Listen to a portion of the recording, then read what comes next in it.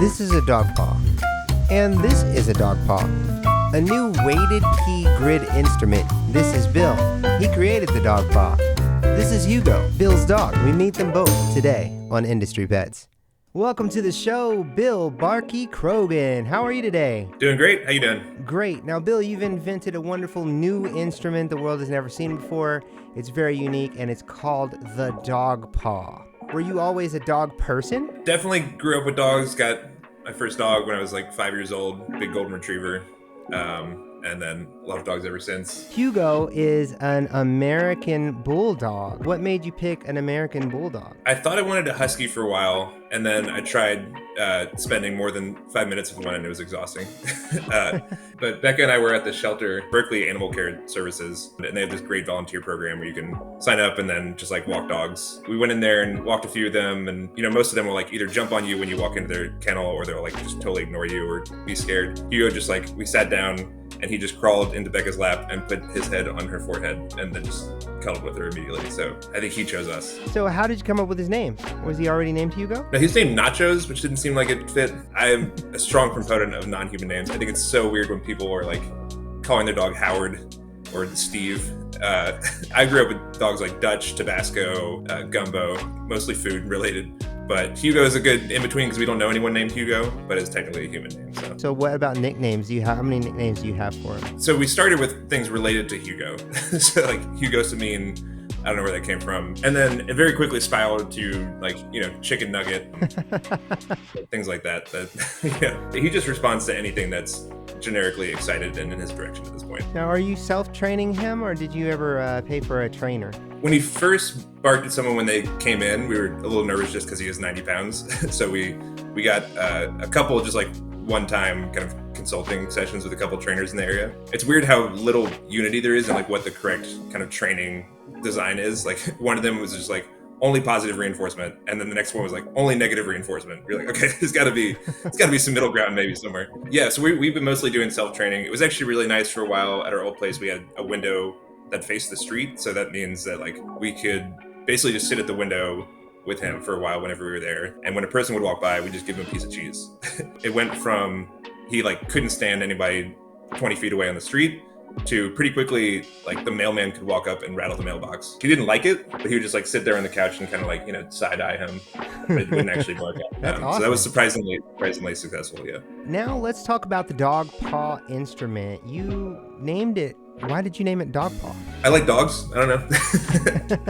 I wish there was a deeper reason. I don't know, but it's easy to say. It's kind of catchy, and yeah, I like dogs. You are also in a band and a musician as well. So if Hugo could play an instrument and join your band for a day, what would he play? Let's see. I want to say we've been trying to get him to howl, but he will not howl with us. So I want to say singer, but I don't think he's a singer. He's definitely not a piano player. He sleeps too much. I don't think he thinks that much. I think a piano player needs to have a lot of thoughts, and he doesn't have that many thoughts in his head. So I'm going to go with, I play bass, but I feel like he's also kind of a bassist in vibe. So I think I would swap out with him on bass. So then what would you play if he's taking the bass? Are you just sitting down having a drink and watching him play? Or? Yeah, there you go. I'm taking a break. He's a relief bass player. You're not even going to jam with him. He knows a lot of tricks. That's one I have not been able to teach him yet. What tricks does he know? I could show you. You want some cheese? Oh yeah, you want some cheese. All right, wait. Let me see if I can get some.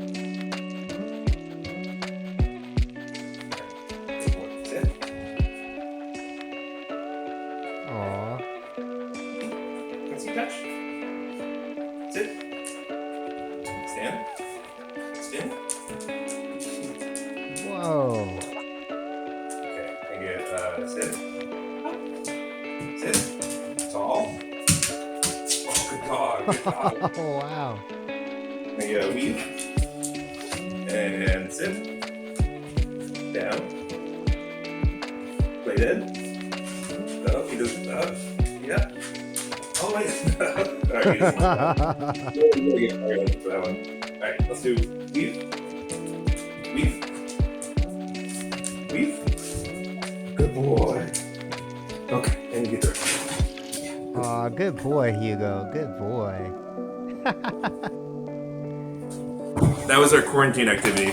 We had some tennis courts near our place, and we just go out there every day and teach him tricks. That is awesome. Great job. And you did that yourself. Yeah, we also, when we first got him, actually, huge training tip that I think everyone should do if they have an indoor dog especially.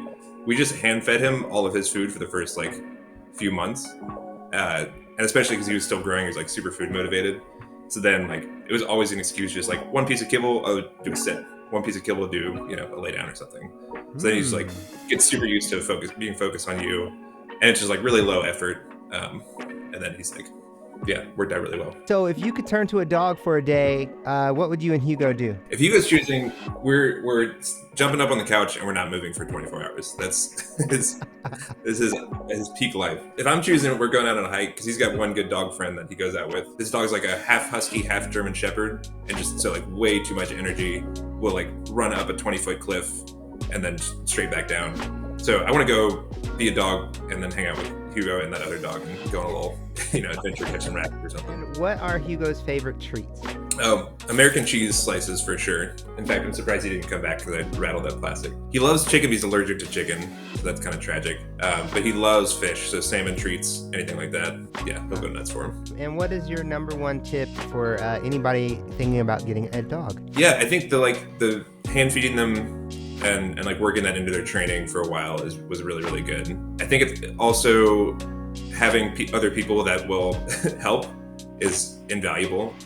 Right? I underestimated growing up with only outdoor dogs. If you have a whole day where you have to be gone, you just feed them in the morning and then you leave and then they're good. They can go pee and do whatever they want. Right? But if you have an indoor dog, every single day you have to figure out morning walk, afternoon walk, right? There's not a time where you don't have some responsibility.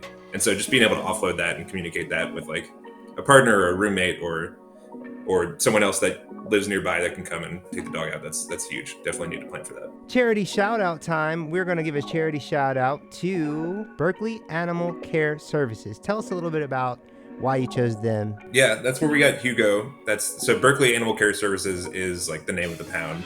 But Friends of Berkeley Animal Care Services is the nonprofit associated with them. And they do a ton of good stuff. They do vaccination clinics for puppies. They have training. They have a specific training course actually for pit bulls and related breeds that we brought Hugo to a couple times. So they do a whole lot of just community engagement, volunteer work, and the shelter itself is really good about integrating lots of volunteers and making sure that the community is involved. Nothing but good things to say about them. Bill, tell everybody about yourself, the Dog Paw, and where they can find out more. Yeah, so the Dog Paw is our new instrument.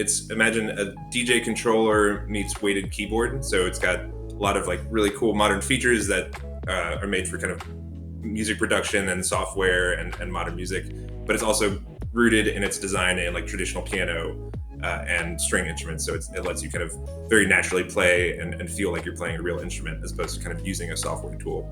And that's what we've targeted. And we have this new key that we put in an instrument, and we brought that instrument out to NAMM was our first public release about a month ago, and got some really good feedback, really good reviews, and now we're going to sell it on Kickstarter pretty soon, coming up in March. So if this sounds interesting at all to you, if you've either play music and are interested in kind of getting in the more production side or vice versa, or if you just have no musical experience but kind of want to learn something, all of these things I think our instrument does pretty well, and you can find out why on our website, which is dogpawmusic.com, or our Instagram handle is at dogpawmusic, and and check out our Kickstarter. We'll be posting about that on both of those places. So if you're interested at all, you can find out more there. And I've seen the Dog Paw in person. It is awesome. It is amazing. And I definitely think you should check it out if you are a musician that watches the show. So thank you very much, Bill, for being on this episode of Industry Pets. And thank you to Hugo as well. Bill, you have a wonderful evening. Cool. Thanks. You too, Raj.